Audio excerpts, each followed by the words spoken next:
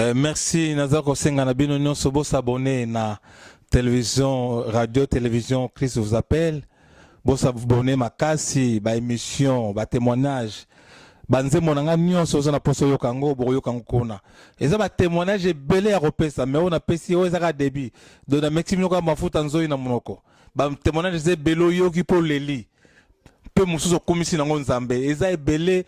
Prochaine émission tosala no banda bino ndenge nini na botamaki ndenge nini na komlaki ndenge nini nzamba salaki ngangolo ndenge nini na komsanga lelo pe moto ndenge nini na selenga minene nzamba selenga minene aza capable pe ko salela yo soko kangami na ye soko ndimeli yezu lokola mokosmo big na yo akosala munene okoma pe mobali ya malonga nazalaka mobali ya chanana mais lelo nakoma mobali ya malonga nzambe aza capable komisa yo mobali ya malonga na kombo na Yesu s'abonner na télévision radio télévision Christ.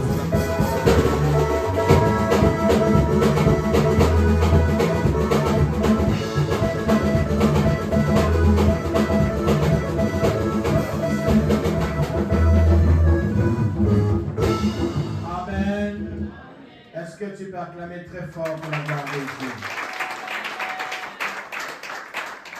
Je remercie Dieu, le Dieu de mon appel, le Dieu de ma jeunesse, pour m'avoir accordé encore une fois l'opportunité d'être là devant nous pour partager la parole de Dieu. Amen.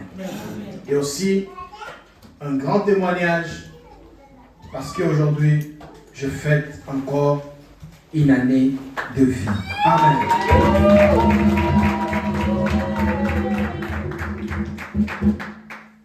Je récite 2 joyeux anniversaires merveilleux de ce matin. Premier joyeux anniversaire, c'est de ma femme. Joyeux anniversaire, chérie. Elle a dit des choses. Ça m'a fait tellement du bien.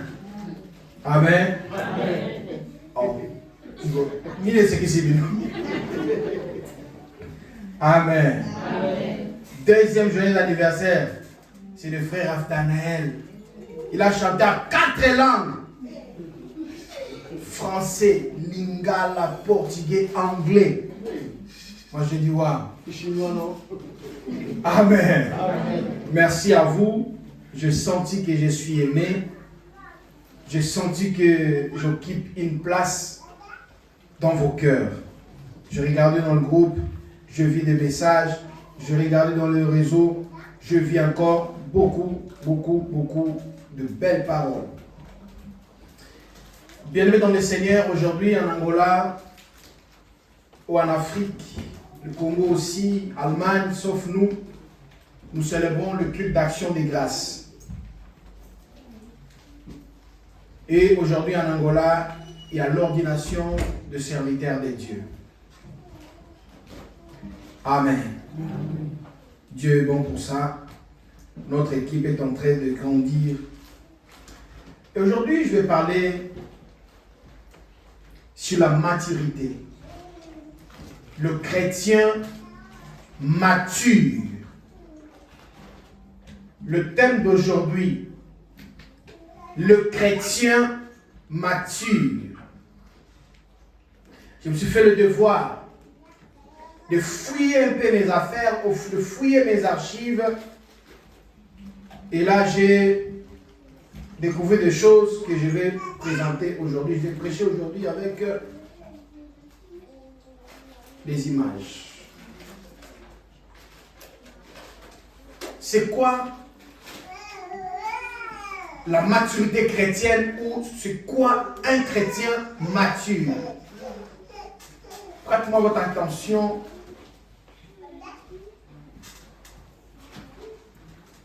Un chrétien mature, c'est qui? Qui aime les autres. Qui a des habitudes spirituelles. Qui vit de la parole de Dieu. Qui s'adonne à la prière. Qui marche par l'Esprit ou le Saint-Esprit. Qui connaît et fait la volonté de Dieu. Qui grandit par les épreuves. Qui qui reconnaît. Non. Ce qui grandit dans les épreuves, qui est reconnaissant envers le Seigneur, envers son responsable. Le responsable, même le responsable des pasteurs, le responsable de ton équipe, et tout. Et qui partage sa foi. Je répète, un chrétien mature, pendant que je cite les critères des chrétiens matures, là où tu te trouves, commence à te situer. Tu commences à faire la comparaison de ce que je dis et de ce que tu es ou de ce que tu vis. Parce que la vie chrétienne, c'est une vie.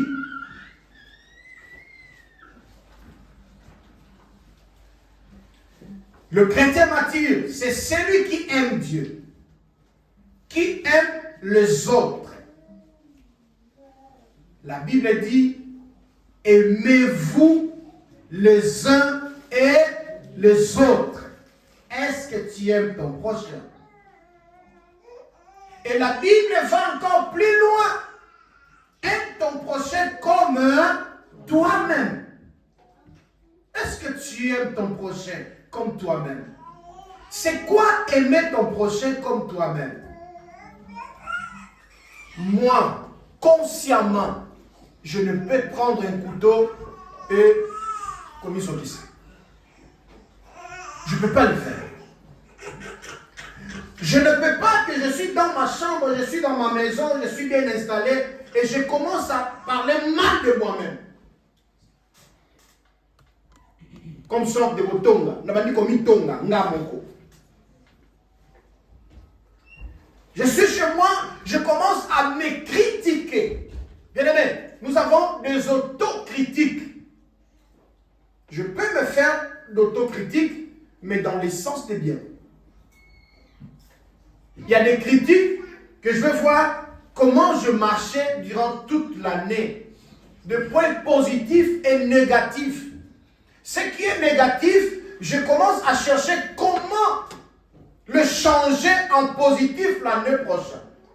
Je fais de l'auto-examen, je vais dire l'autocritique, mais nous, le critique d'aujourd'hui, ce n'est pas le critique dans le bon sens. C'est ça que je dis. Est-ce que je peux m'asseoir? Je m'assis chez moi, je commence à me critiquer moi-même. Je ne peux pas le faire. Si je ne peux pas le faire, est-ce que ça m'est autorisé de le faire envers mon prochain? Au début, un chrétien mature, c'est celui qui aime Dieu. La Bible dit, tu aimeras le Seigneur ton Dieu de toute ton âme, de toute ta force, de toutes tes pensées. Est-ce que tu aimes Dieu? Pose-toi des questions. Et des bonnes. Est-ce que tu aimes Dieu? C'est de là que commence la maturité. Je n'ai pas encore touché la définition de maturité. Mais je vais te présenter qui est un chrétien mature. Tu aimeras le Seigneur ton Dieu. Il y a un serviteur qui a dit qu'il n'y a aucun verset dans la Bible que Dieu demande qu'on l'aime. C'est ça. Tu aimeras le Seigneur ton Dieu de tout ton cœur, de toute ton âme, de toutes tes pensées, de toute ta force. Et tu aimeras ton prochain comme toi-même. Un chrétien mature, c'est celui qui a des habitudes spirituelles. Bien aimé, la foi, c'est invisible. On ne peut pas voir ma foi. Ma conversion, la repentance, on ne peut pas le voir parce que c'est spirituel. Mais au moins, on peut voir ses œuvres. Jacques dit, montre-moi ta foi et moi je te montrerai mes œuvres. La foi et les œuvres doivent marcher ensemble. D'ailleurs, moi je définis la foi et les œuvres comme des jumeaux. Mais de vrais jumeaux qui naissent avec un seul placenta. Est-ce que vous êtes d'accord avec moi? Aidez-moi à parler. Ne soyez pas distraits, soyez concentrés, comprenez le message. Pourquoi? Je vais parler de la maturité. Laisse-moi vous dire, le mercredi, j'ai dit, aujourd'hui, qu'est-ce qu'on appelle contre 35 ans d'âge? Depuis le mois de février, 35 ans d'âge. Ça veut dire que ce n'est pas une église mineure ou immature. C'est une église déjà mature. Donc on peut dire que quand tu entres dans l'église, Christ vous appelle, tu adhères, tu crois le Dieu que nous servons dans cette église et tu fais partie des membres de cette église, il faut te considérer déjà un chrétien de 35 ans. Il faut te considérer un chrétien de 35 ans qui a une vie chrétienne de 35 ans. 35 ans, c'est déjà un papa, un responsable. C'est pas un gamin. C'est pas un chrétien qui a un pied dedans et l'autre pied dehors, vous me dérangez. Ce n'est pas un chrétien qui a un pied dedans et un pied dehors. Non. Mais c'est un chrétien, c'est quelqu'un qui a le deux pieds dans la foi chrétienne et dans ses pratiques. Un chrétien de 35 ans dans la foi, c'est un chrétien qui marche avec un verre d'eau rempli, qui ne regarde personne, il regarde que son verre pour ne pas renverser de l'eau dans la salle. Un chrétien qui vient à l'église, qui s'occupe de lui, pas de l'autre. Un chrétien qui regarde sa vie chrétienne, qui regarde sa relation avec son Dieu. C'est un chrétien qui peut dire, advienne que pourra, si Jésus revient aujourd'hui, jurez avec lui. Ce n'est pas un chrétien qui t'attend, qui dit que je ne sais pas. Est-ce que si Jésus revient aujourd'hui, tu iras avec lui au ciel? Ah, je ne sais pas. Où est le Un chrétien qui dit ça, c'est comme un enfant qui part à l'école, que son père paye une école privée, ou une école privée, et à la fin de l'année, si on le demande, si tu vas passer des classes, il te dit, je ne sais pas, c'est le professeur. Ça veut dire qu'il ne fait rien à l'école. Un enfant intelligent, quand il part à l'école, tu le demandes, il dira avec toute assurance que je vais passer des classes. Parce qu'il sait pourquoi il va à l'école. Alors, celui qui aime Dieu, celui qui aime les autres, c'est celui qui a des habitudes spirituelles. Les habitudes spirituelles, la méditation de la parole de Dieu. Est-ce que tu médites la parole de Dieu? La Bible dit, dans le livre de Josué, chapitre 1, verset 8, que ce livre de la loi ne s'éloigne point de ta bouche. Qu'est-ce que tu dois faire avec ce livre de la loi? Tu dois le méditer, jour et nuit, matin et soir. C'est ça, bien aimé dans le Seigneur. Les habitudes chrétiennes, c'est les habitudes de jeûne et de prière. Est-ce que tu prends le temps de jeûner sans le programme de l'église? Sans qu'il soit annoncé par le pasteur? Est-ce que tu le fais? Est-ce que toi-même, tu prends le temps, tu dis, aujourd'hui, je vais sortir, je vais aller annoncer, je vais aller prêcher la bonne nouvelle, sans que l'église l'annonce? Les habitudes chrétiennes. Est-ce que toi-même, tu te réveilles un bon matin, tu touches ton salaire, tu dis, ça c'est ma dîme. Ça c'est mon action de grâce. Ça c'est mon don. Ça c'est mes aumônes. Est-ce que tu le fais? Les habitudes spirituelles. Ça c'est le complément de la foi. C'est vrai que le zèbre ne te donnera pas accès au royaume des cieux. Mais si ta foi n'a pas de zèbre, c'est une foi morte. Les habitudes spirituelles. Qui est un chrétien mature? C'est celui qui vit la parole de Dieu. Un chrétien mature, c'est la personne qui a cru en Jésus-Christ et qui fonde sa vie sur la parole de Dieu. Jésus dit à Pierre, tu es Pierre, sur cette pierre, je bâtirai mon église. Ta foi doit être fondée sur la parole de Dieu.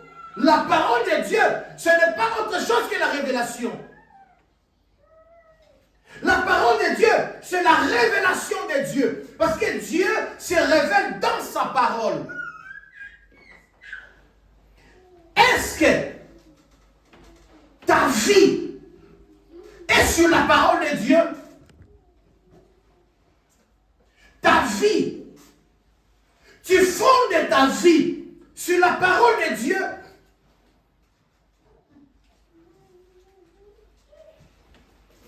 Est-ce que dans tes journées, tu as au moins une fois, je parle que d'une fois, que tu cites la parole de Dieu? Pendant tes conversations, pendant tes entretiens avec les autres, avec tes amis, avec tes collègues, même avec les membres de ta famille, tu prends au moins une portion de la Bible, tu dis, la Bible dit. Même pas citer le verset, mais la Bible dit. Un chrétien mature, c'est celui qui s'adonne à la prière. La prière, c'est le dialogue entre l'homme et Dieu. Et moi je dis, la prière, c'est le moment d'intimité. C'est au-delà du dialogue. Parce qu'on peut dialoguer, mais on ne touche pas dans ce qui est intime. Mais dans l'intimité, on peut toucher tout ce qu'on peut toucher dans les dialogues. Dans les dialogues, on touche les choses superficielles. Mais dans l'intimité, on touche le profond. Dans l'intimité, on touche de tout sauf rien. On se dit des choses qu'on ne peut pas se dire pendant que nous sommes dans les dialogues.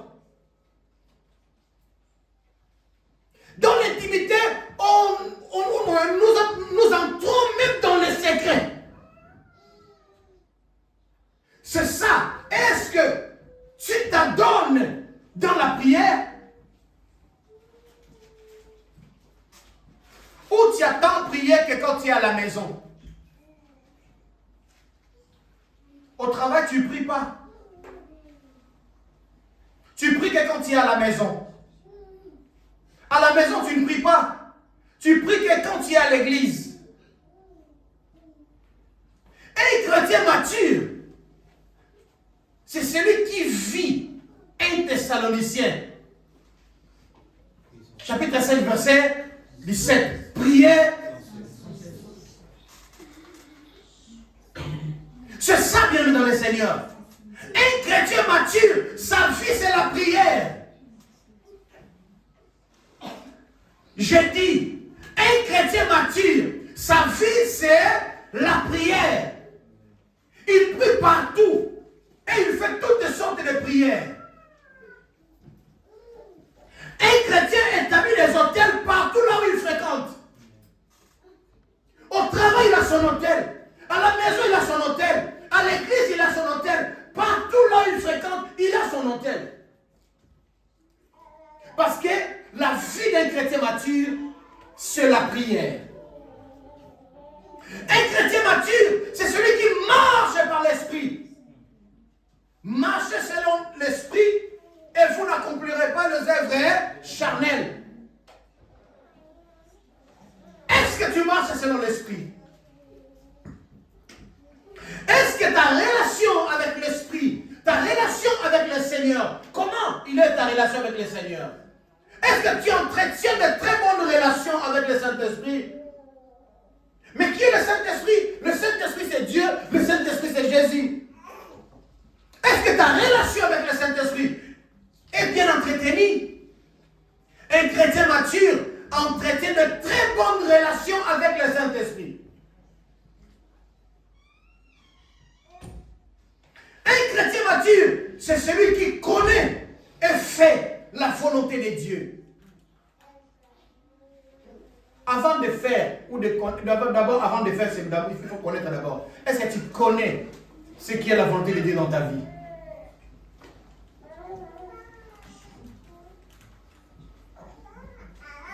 Un chrétien mature, c'est celui qui grandit par les épreuves.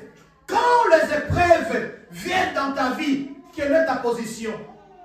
Tangu mekano yak. Tangu mekano eyak.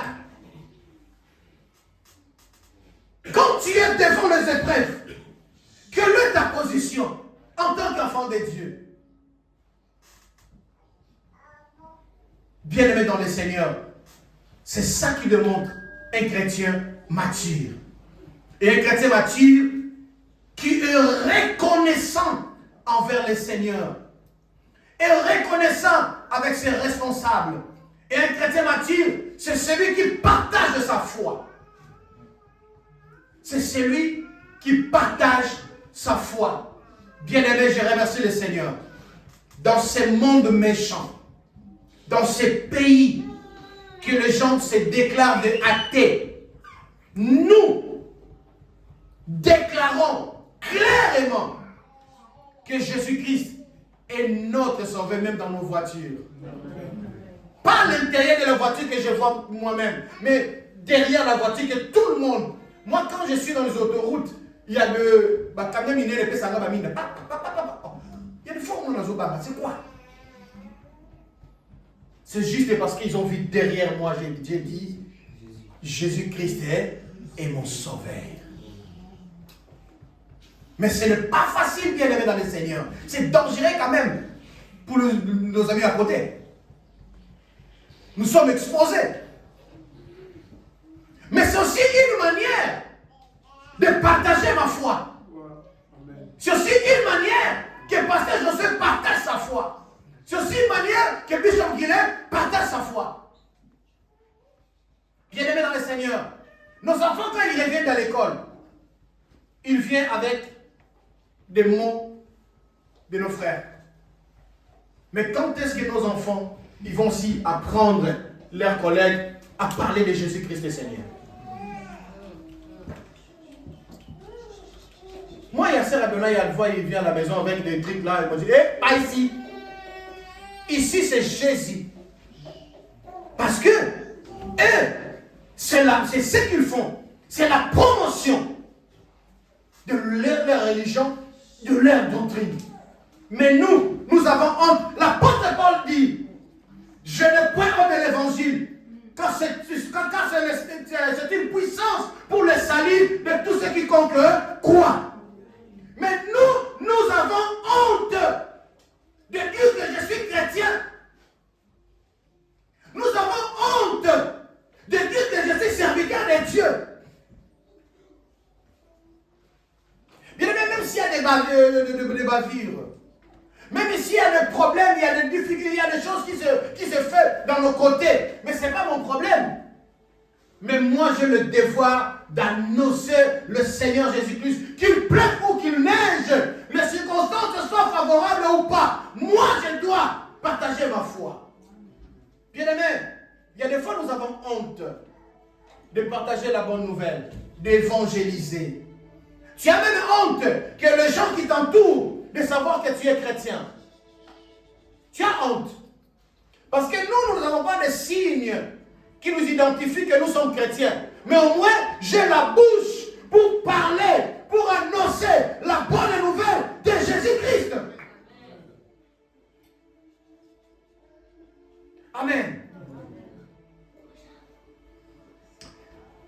C'est ça des choses qui montrent que tu es un chrétien mature. Mais pendant que je balayais toutes ces choses que je viens de dire ici, est-ce que tu t'es retrouvé? Où es-tu?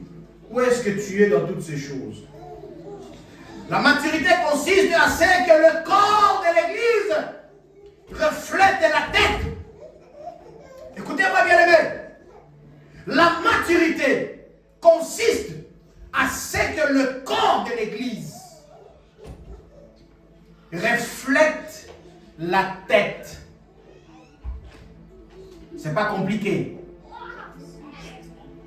La maturité consiste à ce que le corps de l'Église reflète la tête. C'est ça la maturité. Le corps doit refléter l'image de la tête. C'est quoi le corps? C'est quoi la tête?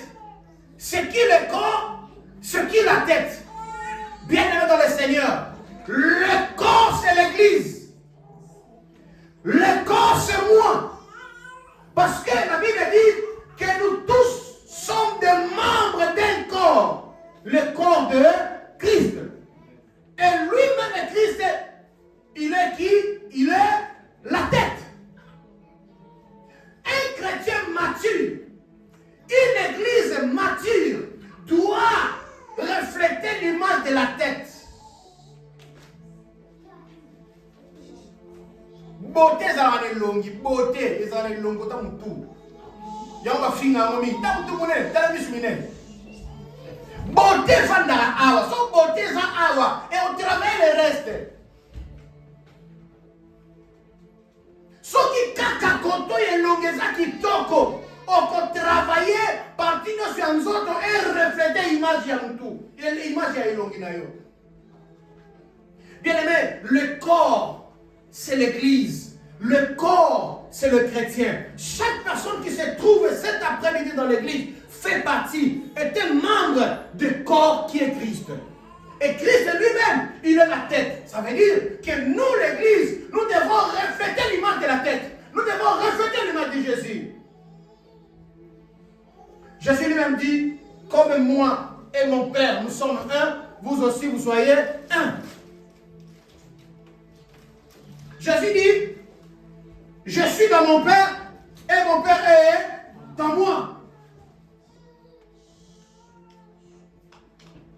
Jésus dit, si vous me connaissez, vous connaissez aussi mon Père.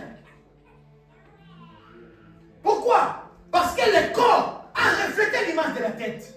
C'est ça un chrétien mature. Et vous savez d'où vient le mot chrétien? Chrétien. La Bible dit que pour la première fois, les disciples ont été appelés chrétiens. C'est où? C'est en Antioche. Et pourquoi ils se sont appelés chrétiens?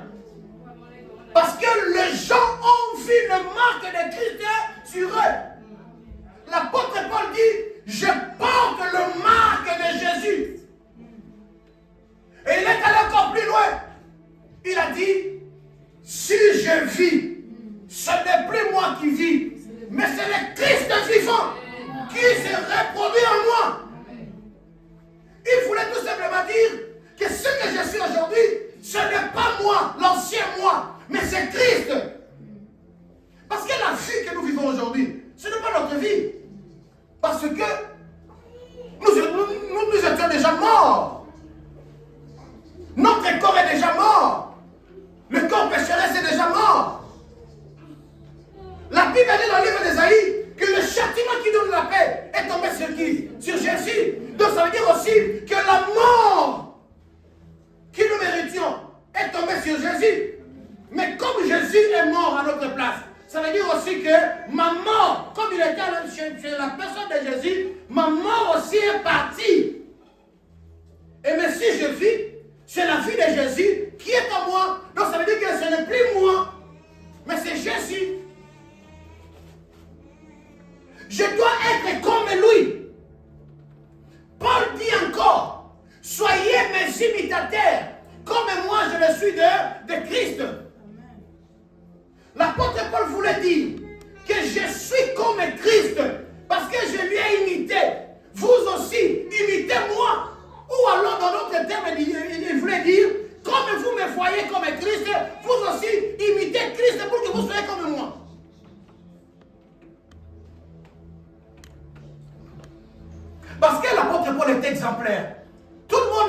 comme l'apôtre Paul.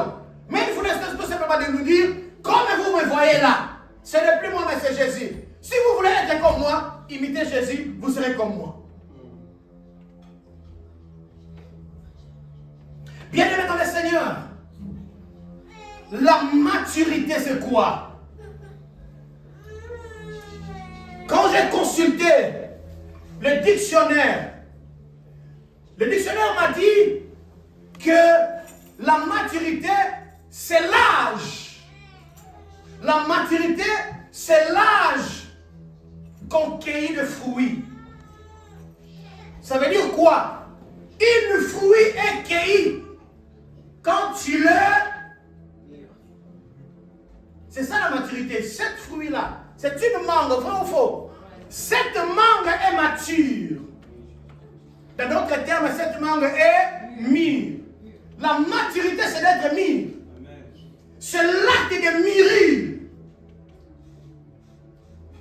On peut cueillir une mangue que quand il est mûr. Mais si on cueillit une mangue quand il est vert, ça veut dire que la personne qui vient les manger, ça les aime. C'est exceptionnel. Mais souvent, on les cueillit quand il est mûr. D'accord? Alors, nous allons travailler sur cette feuille. Je me suis un peu retourné à l'école. J'ai fait des recherches tous les 4 ans que j'ai passé à l'école de théologie. J'ai découvert que le verbe, pour parler de la maturité, en hébreu, nous avons le verbe mirir. Le verbe mirir en hébreu, c'est le verbe gamal. Gamal, c'est un verbe en hébreu. Et ce verbe veut dire quoi? Ce verbe gamal veut dire simplement faire c'est vrai.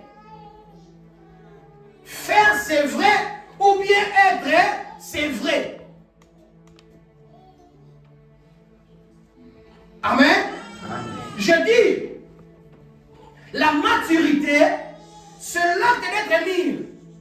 Et quand on parle de mûrir, mûrir en hébreu vient du verbe gamal. Le verbe gamal signifie faire c'est vrai ou être c'est vrai. C'est quoi ça? Kolongola libele, to kolongola libele. Donc c'est le biso nani, c'est Eliana. Mukolo ba kolongole mabele, to kolobani. Elle est c'est vrai. Pourquoi elle est c'est vrai? Parce que comme on dit sous qui est côté. Comme déjà on dit à cabri hein. Si on dit à cabri, vous avez médicé ma belle.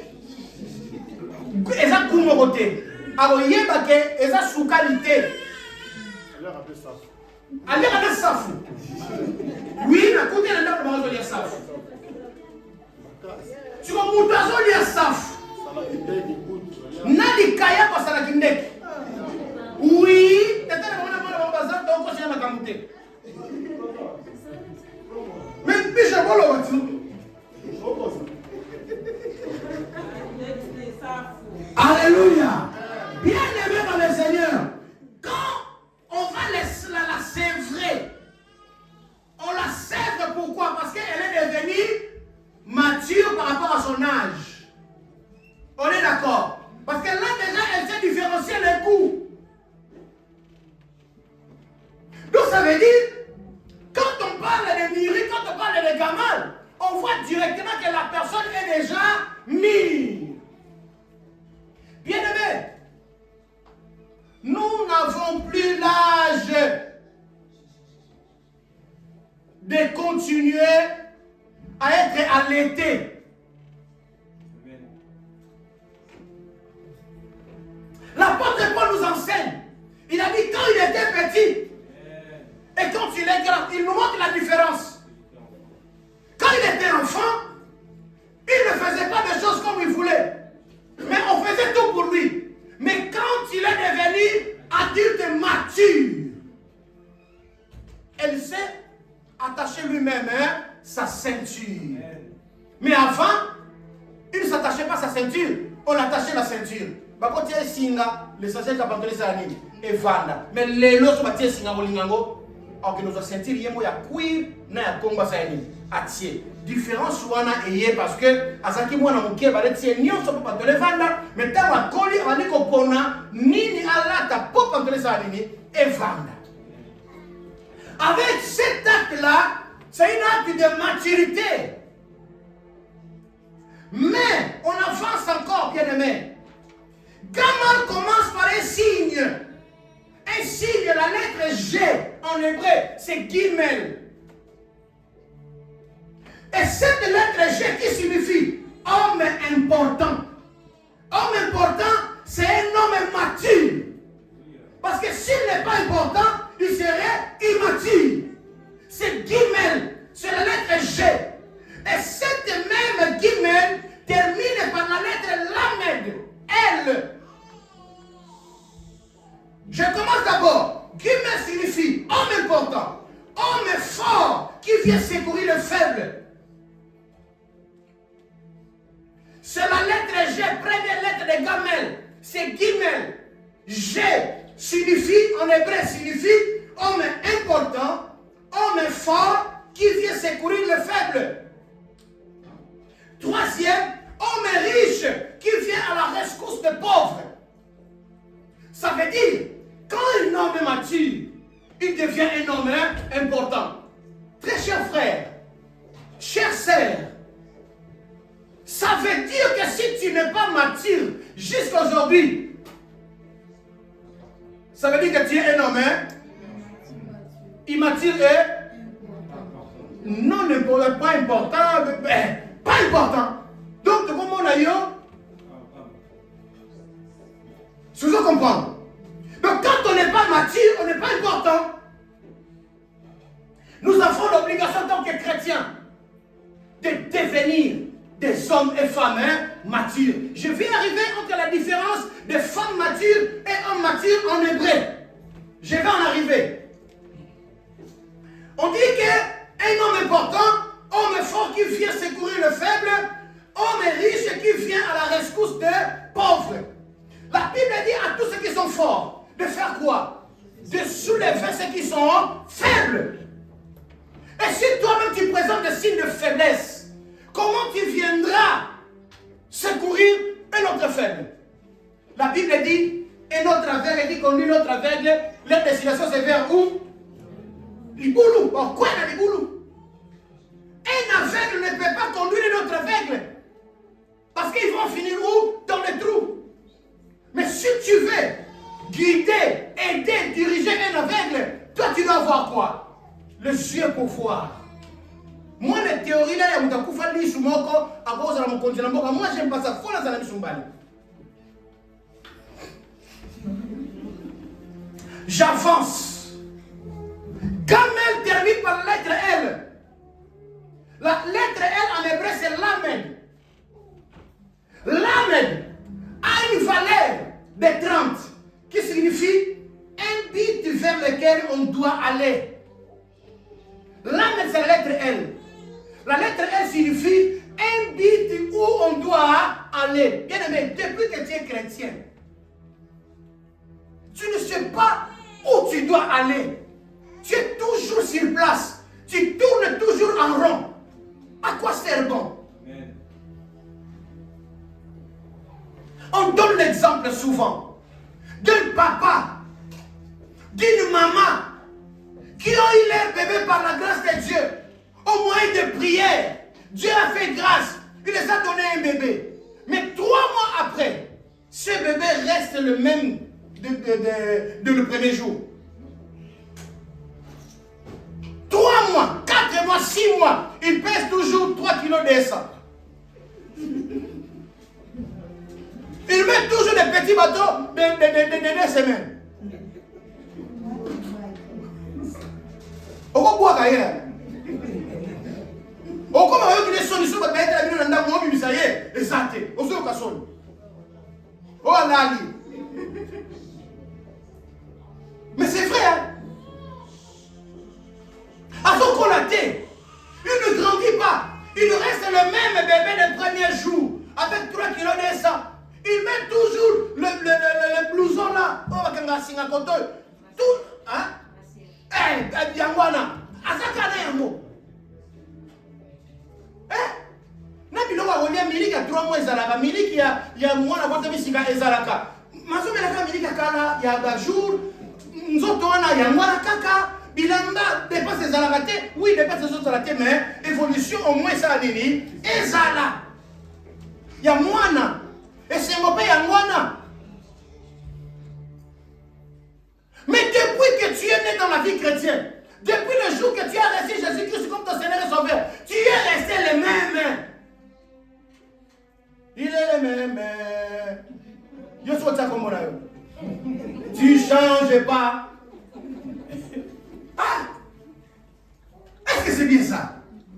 Quel est le pasteur qui va accepter que depuis que tu es venu à l'église, à 2015, jusqu'à aujourd'hui, tu es le même pas baptisé. Tu ne connais même pas Jean 3,16. Qu'est-ce qu'il dit Jean 3,16? Parce que j'ai déjà cité le verset, le livre et le verset.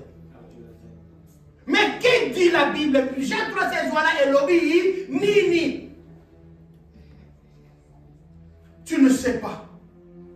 Et souvent, bien dans le Seigneur, les gens comme ça, malagnon ce problème est que ça là.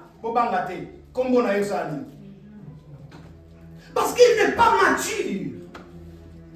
Je dis, l'âme a sa valeur de 30, qui signifie un but vers lequel on doit aller. Deuxième, la transition dans laquelle on se trouve avant d'aboutir à un état nouveau. Je dis, la maturité, premier point, la maturité.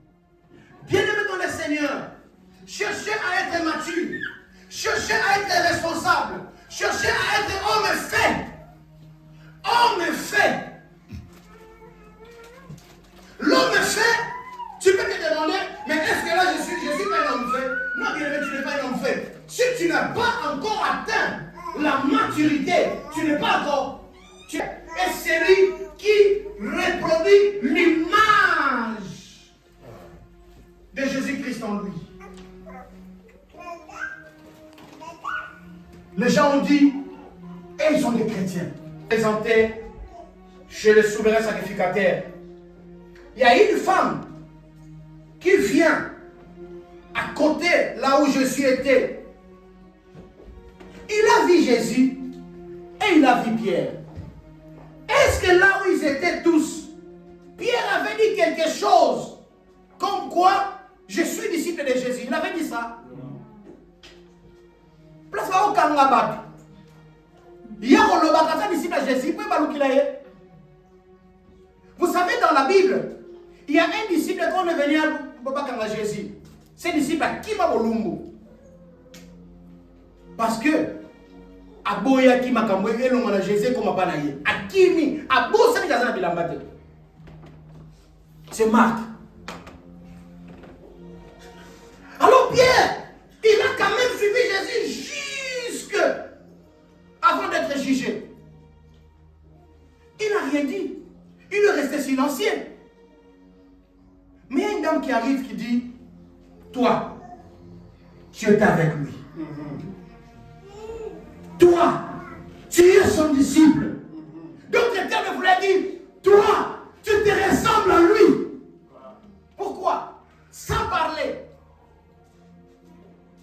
La façon de comment Jésus s'est comporté et la façon que Pierre s'est comporté, c'était la même chose. Bien-aimé, un chrétien, comme le nom le dit, chrétien, signifie les gens qui croient en Jésus, signifie le disciple de Jésus. Le chrétien signifie les gens qui confessent la foi de Jésus. Signifie les gens qui croient en Jésus. Mais si tu crois en Jésus, vis la vie de Jésus. Comporte-toi comme Jésus. Là au moins pour la première fois, je peux être d'accord avec notre frère Patrice. Je veux être comme Jésus. Oui, maman de Jésus. Que la paix du Seigneur accompagne nos maisons, accompagne nos projets, nos démarches, nos travail au nom de Jésus. Que Dieu protège ta famille ici et ailleurs au nom de Jésus. Je prie le Seigneur que ton ciel soit ouvert au nom de Jésus-Christ. Que le messager de Dieu, les anges de l'Éternel, campent autour de ta vie, autour de ton travail,